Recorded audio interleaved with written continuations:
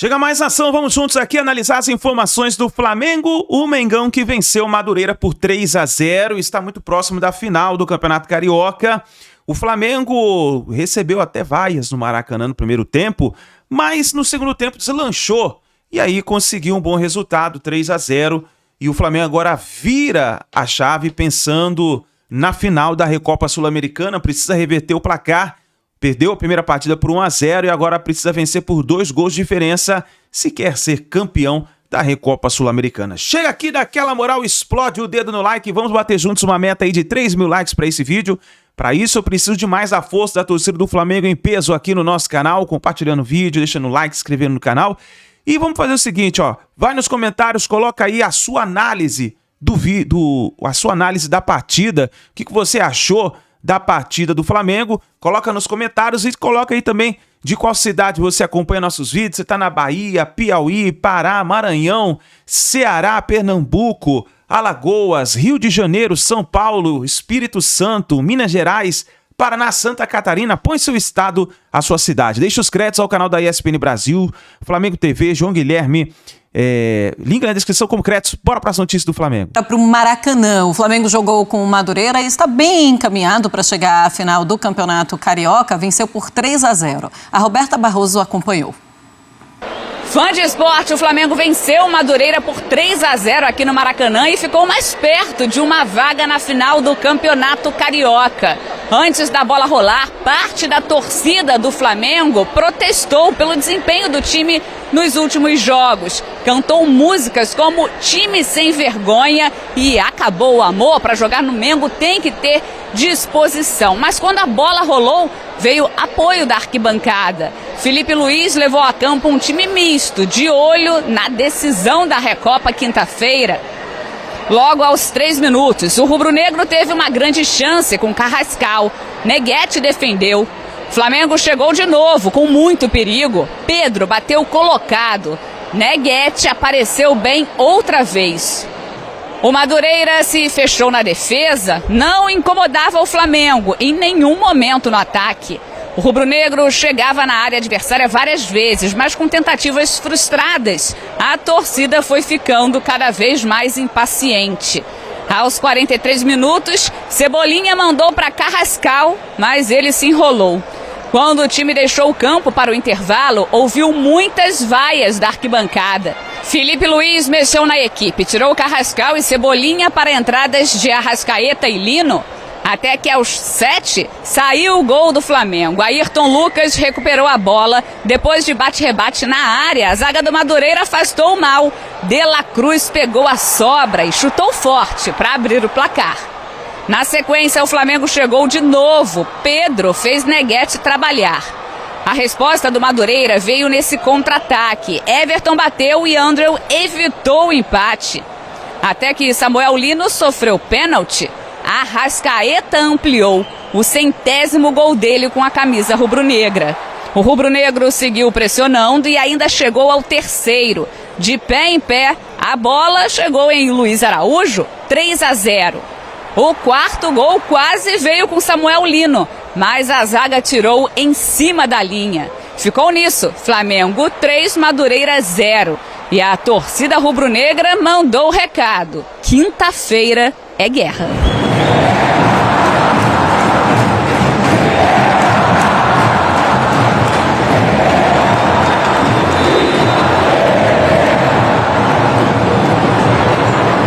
Lido muito bem com a pressão e com as críticas. Sempre lidei toda a minha carreira, esportivas, né? As outras não tanto, mas as esportivas, quando o time não performa e eu leio e vejo, escuto as críticas, são naturais, fazem parte desse cargo que eu ocupo hoje. Eu sei bem aonde eu estou. Se eu não fosse um cara, se eu fosse um cara conformado, um cara que não estaria aqui, porque na verdade cada vez que eu vou ali no campo e fico em pé na beira do campo, tudo que eu conquistei eu coloco a jogo, porque eu tá ali, posso ser chamado de burro, de 1000 coisas, ser xingado pelo torcedor e apagar tudo que eu já fiz no clube como jogador e como treinador também. Mas eu não tenho medo disso, eu confio muito no que eu faço, acredito muito em mim, sou um cara muito ambicioso, amo o meu clube, amo onde eu estou, amo trabalhar aqui com esses jogadores e amo também a cobrança e a pressão que eu vivo. Muito bem, então vamos agora para a zona mista do Maracanã. Alguns jogadores passaram por lá, vamos ouvi-los.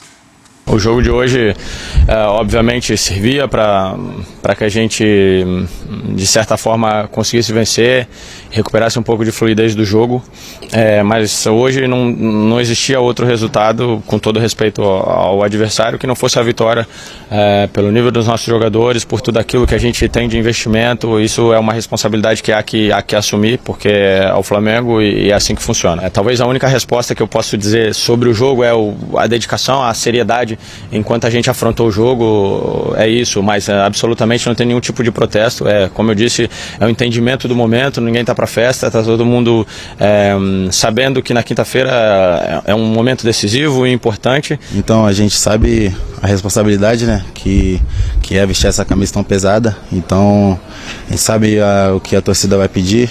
Então a gente tem que entrar em campo, tem que estar sempre preparado para dar o nosso melhor, independente da circunstância. 100 gols do Arrascaeta com a camisa do Flamengo.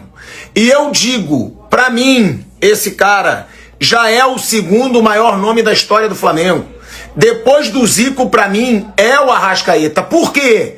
Porque ele conquistou 3 Libertadores sendo protagonista, ele conquistou 3 brasileiros sendo protagonista. Olha os tamanhos das conquistas desse cara. Conquistou Copa do Brasil, ele conquistou tudo pelo Flamengo. Menos o Mundial, que hoje é muito difícil um clube brasileiro ganhar. Mas chegou perto. Ou seja, quando eu falo, né, do Pedro na temporada, muita gente... mas o Arrascaeta também não tá bem nessa temporada ainda. Esse aqui tem crédito de sobra. O que esse cara já conquistou e o quanto ele já foi decisivo, o Pedro não chegou nem perto. Então eu digo e continuo, a Arrascaeta tem muito crédito e pra mim é o segundo maior da história do Flamengo. 100 gols agora, além das conquistas. Luiz, cara, a gente estava comentando, né, na hora que você entrou, que você era o segundo jogador que mais marcou saindo do banco, não era Felipe Luiz, agora empatou de novo com o Bruno Henrique, você já foi o cara que mais fez gols, mais fez assistências, e hoje fazendo o 3º gol, sendo importante para você pessoalmente também, para dar confiança para você. Pessoalmente falando, satisfatório foi fechar essa vitória hoje aqui, Luiz? Com certeza, fico muito feliz de voltar a marcar com a camisa do Flamengo dentro do Maracanã. Vinha colocando isso na minha cabeça para poder sair esse primeiro gol. Mas o mais importante, com certeza, é a vitória da equipe, voltar a vencer sem sofrer gols, que é o mais importante, para dar confiança, e a gente vai com tudo quinta-feira, reverter esse placar dentro do Maracanã. A gente sabe o quanto a gente é forte e tenho certeza que a gente tem totais condições de reverter esse placar e sair campeão. Você é um torcedor aqui também do Flamengo, você faz o Flamengo pra caralho, você é mesmo. Você vê a torcida agora cantando quinta-feira é guerra, o espírito tem que ser esse, né, Luiz? Não, com certeza, é espírito de guerra. Vem da arquibancada para dentro do campo, como eu sempre falo, é raça. Às vezes não vou estar bem tecnicamente ou a equipe, mas nunca vai faltar raça, nunca vai faltar vontade de vencer com essa camisa. A partir do momento que a gente coloca esse manto, a gente se transforma, e eu tenho certeza que quinta-feira é guerra, e mais que tudo é buscar reverter esse placar e sair campeão, que é muito importante. No primeiro tempo, o time não conseguiu criar, a gente chamou a atenção de uma palavra que o Lages trouxe, que realmente faltou no Flamengo no primeiro tempo, que foi o refino. Faltava aquele jogador que tivesse o passe com mais qualidade, com mais tranquilidade, e fizesse o time fluir com mais tranquilidade, manter a posse de bola com melhor qualidade no campo ofensivo. O Flamengo não conseguiu criar esse último passe com facilidade. E aí veio a sonora lá de cima. Aquela sonora. Time sem vergonha, aquela pressão. E aí, diante desse cenário, a gente já tinha chamado, eu e Pouso já tínhamos chamado a atenção que faltava um jogador com essas características no meio-campo do Flamengo.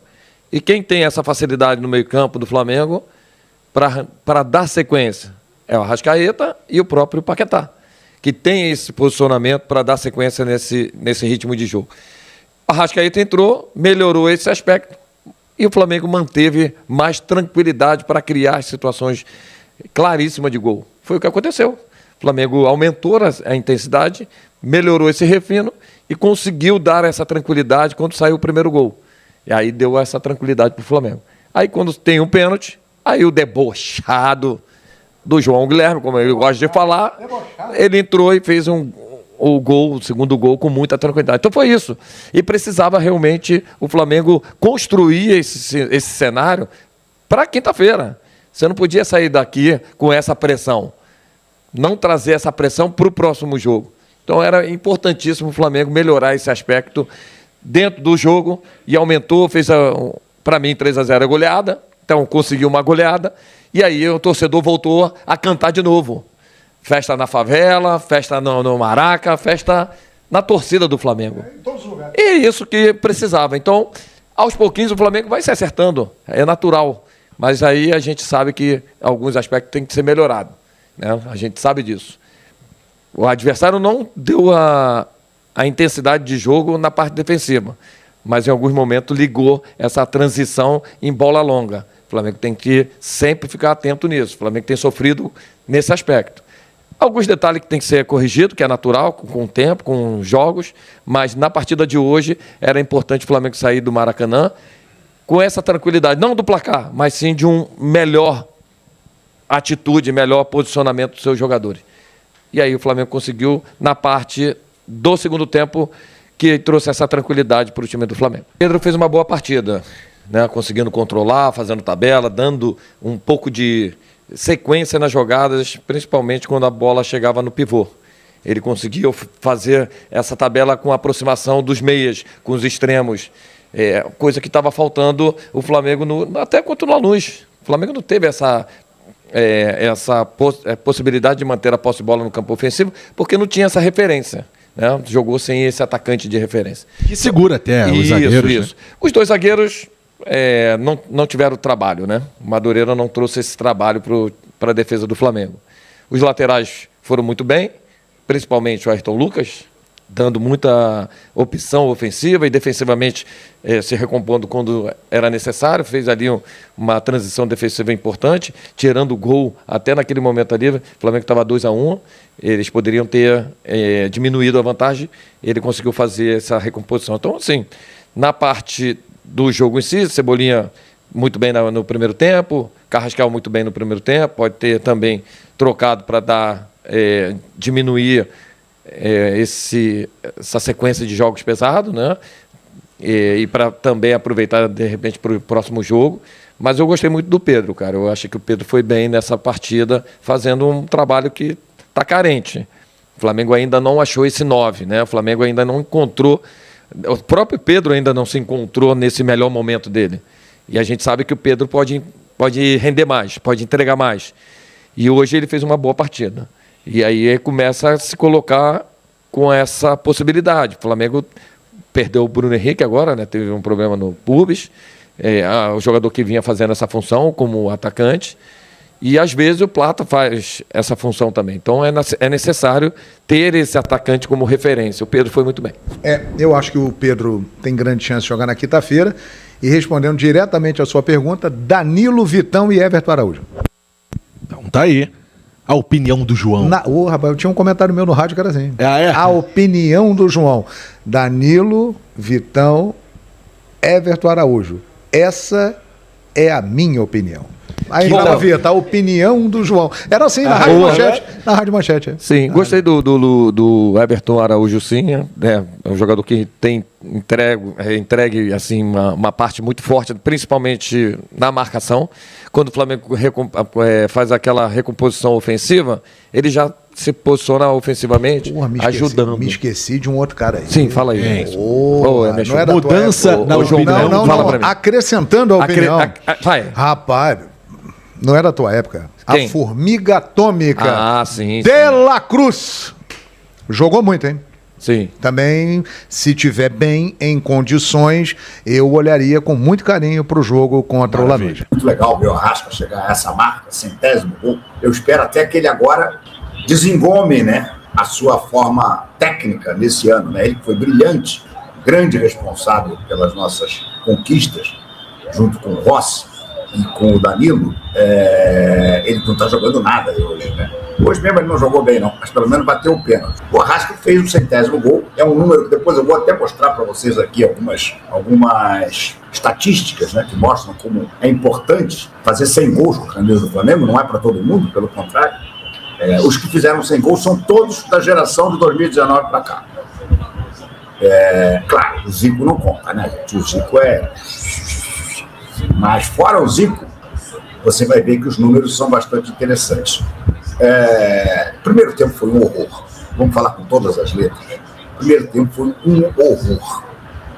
Se eu pudesse destacar alguma coisa interessante, eu diria que pelo menos, apesar do primeiro tempo ter sido muito ruim, eu diria que pelo menos o Flamengo fez algumas coisas que ele não vinha fazendo.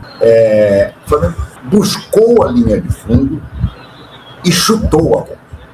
Aliás, de uma maneira geral, os atacantes do Flamengo chutaram bastante a gol no jogo de hoje.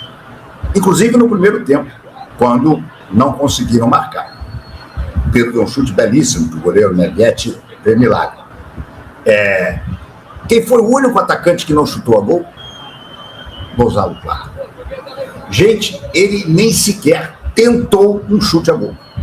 Cebolinha chutou, Pedro chutou, Carrascal chutou mal o Carrascal, mas chutou várias bolas, obrigou o goleiro a fazer defesa. Como é que um atacante entra em campo?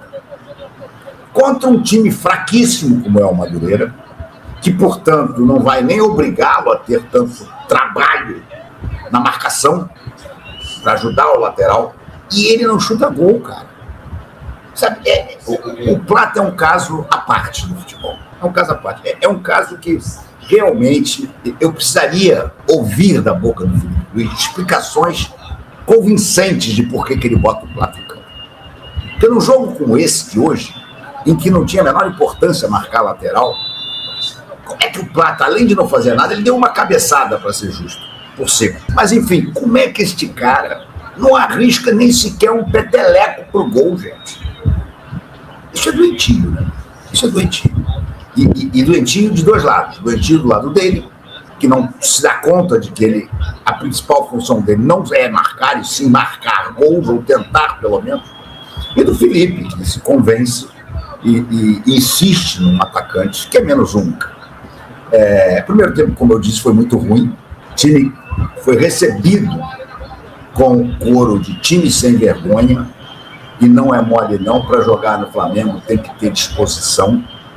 O que eu achei uma coisa importante, porque fica aquela história, no segundo tempo, pelo menos, o time do Flamengo começou a acertar algumas bolas. E o gol que estava demorando a sair, saiu como? Com um chute de fora da área, do De La Cruz. O Flamengo hoje chutou bastante. Cebolinha chutou, Luiz Araújo entrou, chutou, fez gol. Arrascaeta chutou, aliás, uma jogada, talvez fosse a jogada mais bonita do jogo, né? O Everton Araújo lançou uma bola longa para o Emerson Royal, que não jogou mal hoje, e ele puxou de puxeta, porque senão a bola ia sair pela linha de fundo, para trás, e a bola encontrou o Arrascaeta completamente livre dentro da área. E o Arrascaeta, em mais uma prova de que está longe ainda da forma técnica ideal, deu uma porrada por cima do travessão. Mas enfim, mesmo no primeiro tempo, que eu insisto, foi bem ruim, eu gostei desses, quer dizer, tá na cara que o Felipe chegou pro time e deu uma sacudidela no time, no sentido de, olha, precisamos chutar a gol. Só vamos fazer gol se chutar a gol. Isso é tão óbvio, gente, isso é tão simples. Por que não disse isso antes? E mais, linha de fundo. O Flamengo hoje, mesmo no primeiro tempo, buscou várias vezes a linha de fundo. Então, o problema é que qual vai ser o time que vai jogar contra o Lanús? A torcida já cobrou. Quinta-feira é guerra. Depois que os gols saíram, a torcida começou a aplaudir, mas em seguida começou a dizer quinta-feira é guerra. Ou seja, o mínimo que se espera é que o Flamengo demonstre contra o Lanús que está longe de ser um time assustador. A vontade que demonstrou hoje, principalmente no segundo tempo. Partindo para cima, buscando a linha de fundo, chutando, fazendo algumas combinações interessantes. O Flamengo criou umas 2 ou 3 jogadas pelo meio que foram bonitas. Teve uma bola que acabou do Pedro com o Samuel Lino, que o Samuel Lino chutou a bola e entrar, ela bateu no quadril do zagueiro, já tinha passado pelo goleiro, e saiu Mas, enfim, é óbvio que a gente sabe que o Madureira é fraco. Não é parâmetro. Mas o Lanús também não é forte assim. Então, se o Flamengo jogar pelo menos com a disposição... Agora, será que vai ser esse time do Flamengo que vai jogar? Porque eu vou dizer uma coisa com toda sinceridade. Eu não entendi muito bem o Felipe meter esse mistão que ele meteu. Não entendi. O time do Flamengo está precisando jogar. O time do Flamengo está precisando recuperar a forma física e técnica. Tem jogadores do Flamengo que claramente estão sem ritmo do jogo. O Arrascaeta é um deles. E vários outros. Então, eu, na minha cabeça, faria muito mais sentido hoje você ter entrado com o time titular, tentado fazer o placar no primeiro tempo, e no segundo tempo você tirava aí pelo aspecto físico. O Felipe fez o contrário. O primeiro tempo foi horroroso. Aí ele depois entrou com o Arrascaeta, entrou com o Luiz Araújo, entrou com quem mais? Samuel Lino, cara, ele sempre tira o Cebolinha, impressionante. Eu estou em dúvida, por exemplo, quem vai começar o jogo na quinta-feira, Samuel Lino ou Cebolinha? Não sei, sinceramente não sei. Mas ele começou com esse mistão, o mistão não demonstrou um entrosamento, claro, o Flamengo não vai conseguir entrosamento, porque o Flamengo não está jogando junto nunca. É uma ciranda desse negócio de poupar de minutagem, que o time não consegue recuperar a base da sua atuação. Por exemplo, jogaram Danilo e Vitão. E eu pergunto, eu achei que os dois foram bem. Tudo bem, era contra o ataque do Madureira, que é nada, né? Mas não falharam, o Vitão deu até passe legal, tá? Quem vai jogar contra o Lanús? O Léo Ortiz de novo? Se ele acha que o Léo Ortiz precisava de jogo, ele devia ter botado o Léo Ortiz para jogar hoje. Para o Léo Ortiz gastar um pouco mais da banha que ele juntou nas férias e pegar mais o timing da bola, as coisas. Mas não, o Léo Ortiz não jogou. Mas eu pergunto, quem vai jogar na quinta-feira? Se for o Léo Ortiz, eu confesso a vocês que eu não entendo mais nada. Porque não tem, rigorosamente, nenhuma explicação para que o Léo Ortiz continue jogando, estando mal como ele está, e não o Vitão ou o Danilo, qualquer um dos dois. Qualquer um dos dois está melhor do que o Léo Ortiz. Aliás, eles hoje começaram a jogar de uma maneira e depois inverteram, né? No primeiro tempo, o Vitão jogou do lado direito, no lugar do Léo Ortiz, e o Danilo jogou do lado esquerdo, no lugar do Léo Pereira. No segundo tempo, trocou. O Danilo veio para o lado direito e o Vitão foi para o lado esquerdo. Não sei, o Felipe deve estar querendo observar. Quem sabe, eu espero que seja para decidir qual dos dois vai substituir o Léo Ortiz, que eu acho que não tem condição ainda de jogar o jogo de quinta-feira contra o Lanús.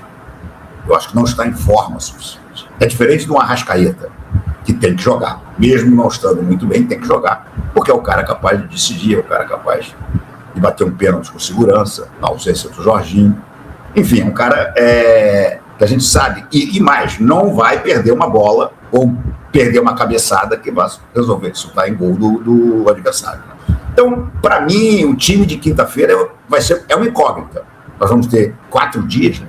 4 dias de intervalo. O Lanús não jogou esse final de semana. Eles estão dando tanta importância para essa Recopa Sul-Americana que a AFA adiou o jogo do Lanús para ele só treinar para esse jogo. Eu insisto, para o Flamengo, eu acho que isso aí não faria sentido. Eu acho que não fez sentido poupar titulares que estão precisando recuperar ritmo do jogo. Mas, enfim, o Felipe preferiu. Ele agora vai ter 4 dias para preparar essa equipe e vamos ver no que vai dar. Se for o time do primeiro tempo, amigo, eu não levo fé. Tá aí, nação, então, a imprensa esportiva falando sobre o Flamengo, sobre essa partida do Madureira, 3-0. O Flamengo no primeiro tempo não jogou muito bem, quer dizer, até jogou, mas não conseguia fazer o gol.